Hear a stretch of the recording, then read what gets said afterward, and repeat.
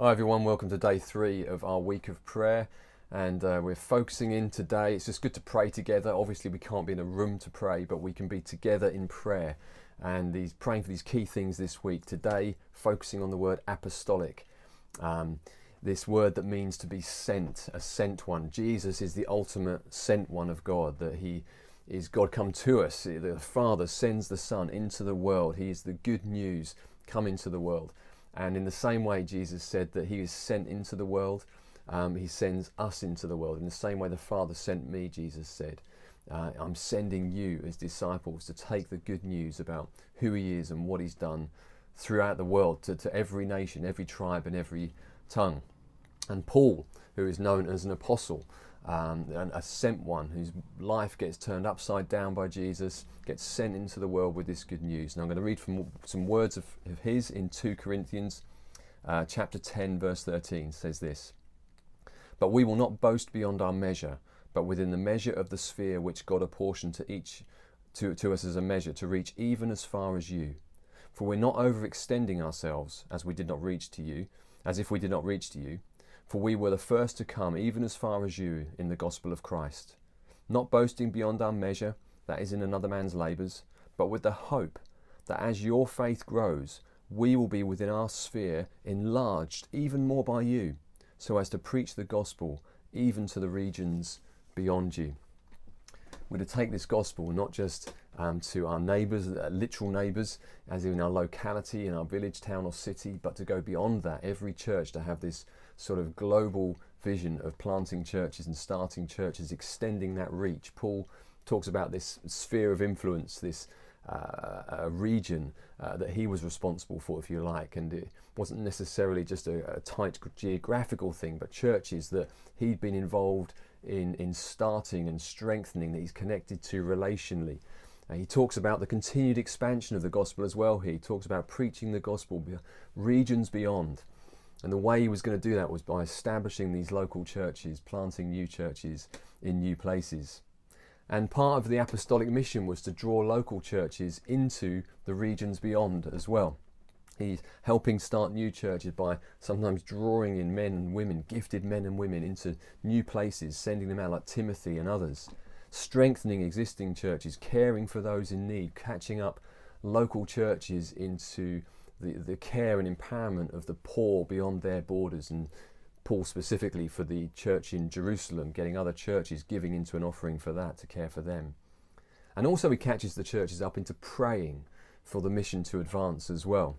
We see that in Philippians and 2 Thessalonians. And as kings, we're part of relational mission, this apostolic family, that's this sphere that's come out of New Frontiers, and as New Frontiers multiplied into many different spheres, and we're part of that, connecting in with Mike Betts and Maurice Nightingale and Steph Liston, men with recognised apostolic gifting, to help catch us up into this mission beyond our borders as well. And part of the relational mission vision is on the website, check it out, is establishing 5 multiplying churches in each continent of the world by 2030. The second thing is stimulating a fresh wave of church planting in UK cities, towns and villages, to see 100 by 2040. Planting 20 churches in each of the other 50 European nations by 2050. This is what we're aiming for as relational mission. This is the vision that you and I are part of to see happen. We're committed to this. That's why our sort of big picture deal is gather, grow and go. We're making disciples who gather and grow, yes, but go in mission and service. And some of that will be outworked locally, but some of that will be outworked beyond our borders as well. And all of us to be involved in different ways through praying and giving, but for some men and women who will be sent out to help plant churches and strengthen churches. And we're going to be praying into that and for those people today as well. One word from Keith Hazel, who was a prophet, who many will know, who we benefited massively from relationship with him over many years, and he spoke some significant words to us to encourage us into what God has called us to. And he said this to us: there are arrows that are going to go out from this house, and you're going to bend the bow and release arrows, and you're going to point to the north, the south, the east and west. There are arrows that are going to go out and find targets. There are people that are sent who have heard God speaking to them. And some of the arrows that have gone out from us, we want to pray for those friends, and in a minute We're going to be joined by John Mullender from Poringland as we explore as a church 5 locations in Poringland, potentially a 4th location that we're looking to see God work in there. So John will share stuff. James Wilson, and we sent out James and Jess to Beccles a few years ago now. They're going to be sharing. Our dear friend Phil Whittle from Stockholm didn't come out of Kings, but there's that beautiful relationship there and friendship there and support of them. And then Morris and Rachel Nightingale are going to share a bit about Europe as well. So we'll listen to them, come back to me, and then we'll be praying. Hi guys, just 3 quick prayer requests from our life groups in Poringland and Framingham. The first one is Alpha. We have an Alpha course launching next week. We'll probably already have started by the time you guys are listening to this. We've got 5 guests, I think, at the moment on that. We're doing Alpha online via Zoom, and we're teaming up with All Saints Church, the local Anglican church in Poringland, and their team, which is fantastic. We're really excited about it, what God is going to do. But please pray for us over the next 9-10 weeks or so, and pray for salvations, that people will discover who Jesus is and everything that means for them. And pray for the team, and that we'll really see some fruit from that. Pray also for the relationships with local people.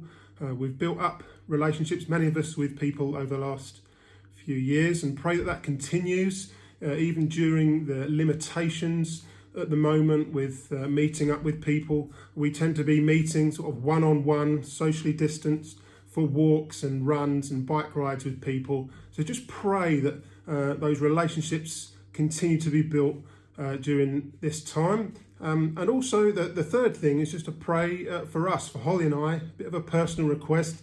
We need to move house. The house we rent is up for sale soon, so we need to move out at the end of May this year. So just pray that God provides for us.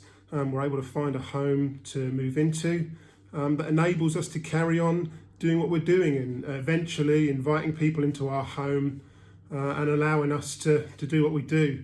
Those 3 things would be great if you could remember us in your prayers. Bless you. Hi there, King's Church family. Thanks very much for your ongoing love, concern and support for us as we endeavour to make disciples and build Christ's glorious church here in Beccles. If you're not before, I'm James, one of the leaders at New Life in Beccles. Thanks so much for praying for us. Could you pray for us as a church? We've just expanded the leadership team. 2 guys have joined us on team. So pray for us as we settle into life together as a new team. And pray as well as we begin the next steps of exploring eldership with folks and look to establish an eldership team here. For us as a family, Jess and I would really value your prayers as we're about to move house.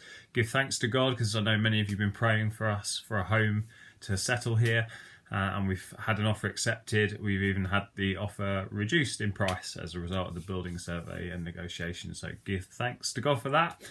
And continue to pray for all that a house move involves with the young ones as well in the family. And really value prayers. Much love to you all. God bless. Hi Kings, thanks for being willing to pray for us. This is Phil from Stockholm in Sweden. Really love you to pray. We're not meeting, so we're online, and only meeting persons for online. So just pray for us to navigate that season for as long as that is necessary. And I think just pray, please, for the future. We'd love to have some Swedish leaders join the church. So in this season of kind of prayer and prep, pray that we have some Swedish leaders to pioneer with us that would join us. Great. Thanks so much. Hi, everybody. Hi. It's Maurice and Rachel. And we've been asked to put forward some points for prayer for our mission to Europe. So really grateful to you for that. We've just got 4 or 5 very quick points. Rachel. Yeah, we'd love you to be praying for our pioneers who are out in Europe at this time, a really challenging time for them, unable to come home or have visitors from home. So would you please pray for them?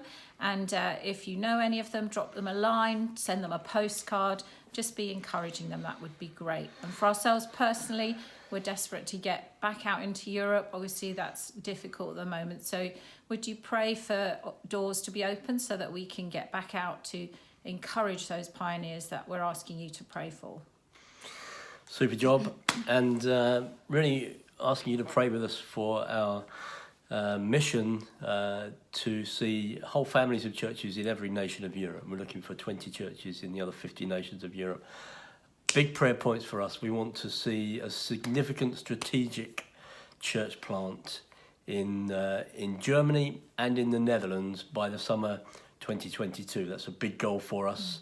We're starting to pray towards that, a big next step for those nations, and also for the growing family of churches in Sweden.